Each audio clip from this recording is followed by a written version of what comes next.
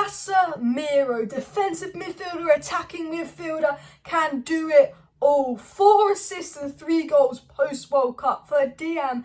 That is absolutely incredible statistics. That's more than he got at Madrid the whole of last season, just post-World Cup. This guy is fantastic. Stop comparing him to Partey. Stop comparing him to Rodri, because Casemiro is even better than I thought. When we signed Casemiro, I said good player. What we need, DM, fantastic. I'm not sure if he can bring what we need on the ball. But that's because Casemiro was playing with Modric and Kroos, where he was told to do 5-yard passes to them, protect the back four. At United, I feel like he's gone to United and gone, fuck it, I want to show the world what I can do. You know, I'm around good players. I don't stand out at Madrid. I want to show the world what I can do. And he sees us lose 4-0 to Brentford, and he rings up John Merton and is like, I can fix this. The mentality of him to see us lose 4-0 to Brentford in absolute shambolic state, take a massive risk, go to a new league when he could have been safe at Real Madrid and carried by good players around us, just shows his personality. And he went to United like, boom, I'm going to show you what I can do. I'm going to show you why I'm the best. Not just mentality, but all-round game is fantastic. The difference from McTominay to Casemiro is literally like going from Susan Boyle to Margot Robbie. It's mad. And like when he comes off, we haven't lost the game that Bruno and Casemiro have started together. And I want to say this. Graeme Souness once said, and I quote this, Casemiro played with great players. He's never been a great player. He's decent but a steady Eddie. Graeme Souness said that Casemiro's never been a great player. He just played with great players, a steady Eddie carried by his team. Graeme Souness said that in summer.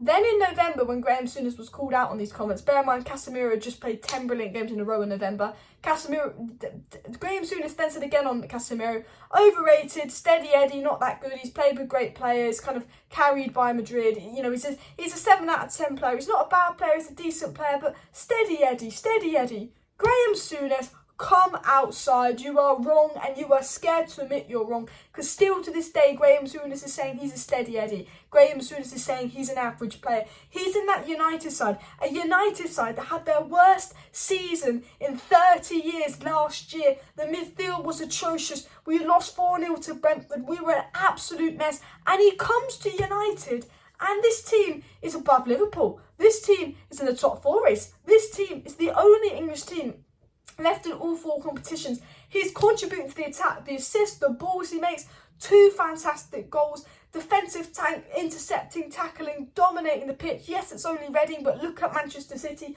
look at the other games he's been involved in, look how much we missed him versus Arsenal. How dare Graeme Souness just sit there and say in August he's a steady Eddie and an average player, and then again in November, December, I think it was December, said he's a steady Eddie as an average player.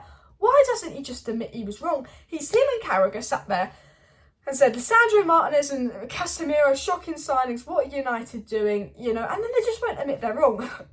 Casemiro, 60 million, looks like one of the best bits of business we've done. I actually saw a tweet that said basically, Casemiro joined us so he can do what he wants. The guy went from passing 5 yards to Kroos and Modric every week and defending to scoring 30-yard worldies at United and just passes whenever he wants. He can do what he wants at United. He's got the freedom to do what he wants.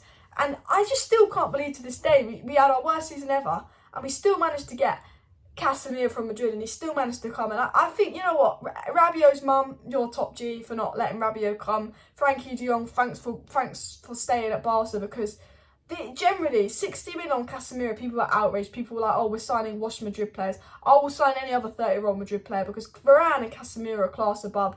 And he was exactly what we needed, because we needed a CDM for years. And I still cry that we missed out on Moises Caicedo for 5 million. But Man United have been crying out for a DM for years. We had 3 seasons of McFred. And, you know, obviously Ten Hag's done brilliant. Loads of players have improved. We're actually playing football and the coaching's been brilliant. But the main difference is in that midfield, because when we don't have Casemiro, really it comes off. And bear in mind, I thought Kobe Mainoo was really good. I thought Kobe Mainoo had a good impact and influence on the game. But when we don't have our midfield, we don't have Casemiro in midfield, we're just not the same team. We're not as good. I think Casemiro and Bruno are so important to this side, and Rashford, those 3 players are so important to the side. We can rotate the defence. Ten Hag knows he can rotate the defence, because say what you want about Maguire and Lindelof, they're not good enough to be regular starters and win a league title for United, but they are good enough backups if you want to be in a title race. The defence, I think, is fine. Like, I think Malacia was really good today. Really impressed with Malacia today. 15 million bargain has been fantastic. Malacia and Shaw are 2 good left-back options. Dalot and Wan-Bissaka, who I thought were awful, look like 2 good right-back options this season, because the improvement on both of them is insane. Varane and Lisandro Martinez is the best centre-back pairing we've had since Rio and Vidic. And then obviously Lindelof and Maguire, very good backups, centre-backs. You know, they're not ones you want to start, but they're good backups. Like, we've got a defence, I think, which is pretty much fine, could win a title. It's getting that midfield, getting the attack. I'm not saying we're going to win a title. I know we've only beat Reading. I know we can only just what's in front of us. But that's what I'm saying. But, you know, absolutely incredible. Thought Malacia was fantastic. I also want to talk about Antony. Antony got man of the match. And for me, it was Casemiro. But I'm not going to complain with Antony getting man of the match. I thought he was brilliant today. Should have got a goal. Was unlucky not to get a goal. Just wasn't falling for him. The assist from Antony, the IQ was brilliant. And I've been saying this about Antony for a while. Antony is a team player.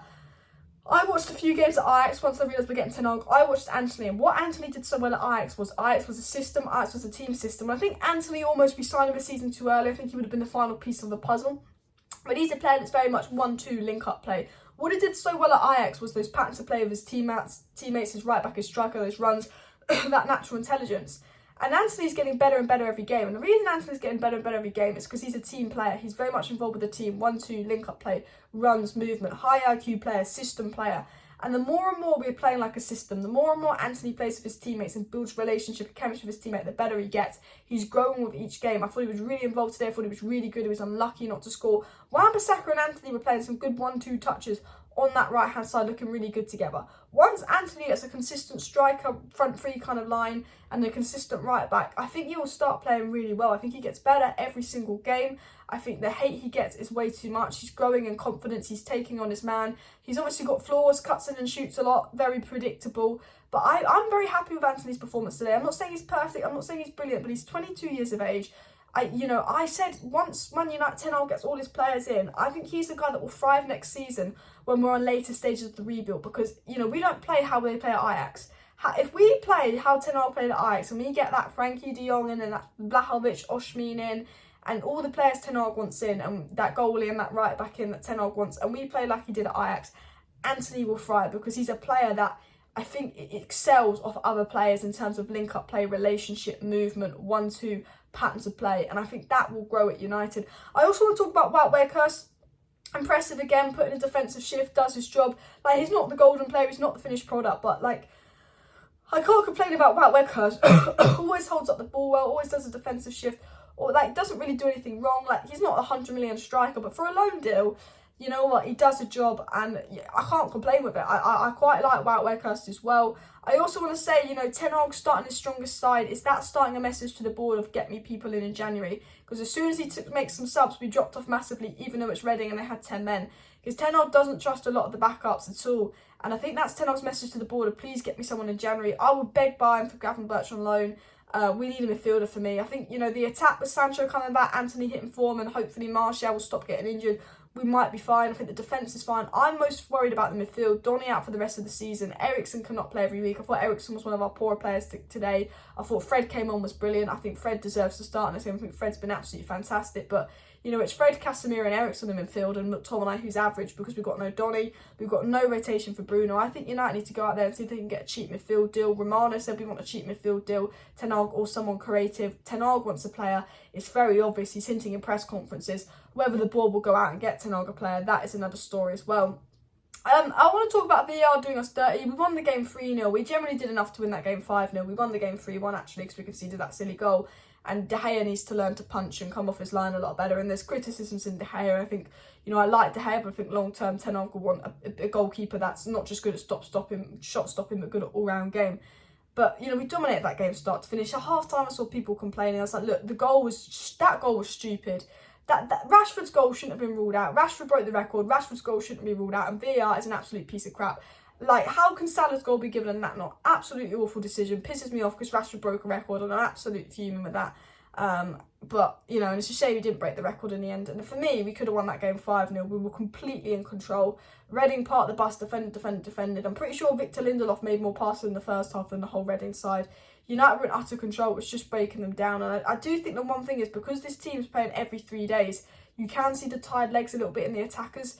maybe breaking them down, getting a little less power behind the shot, but it is what it is. I thought Bruno Fernandes was brilliant again. I think, you know, yes, he can be wasteful, yes, he can give the ball away, but I think he's been nothing but brilliant. I think he created 4, and Antony made the most key passes in 4, Bruno made the second most key passes in 3, but Bruno created 2 big chances, obviously got one of the assists today. I have to say that Fred goal was fantastic, the Casemiro goal was fantastic, and the other Casemiro goal was fantastic.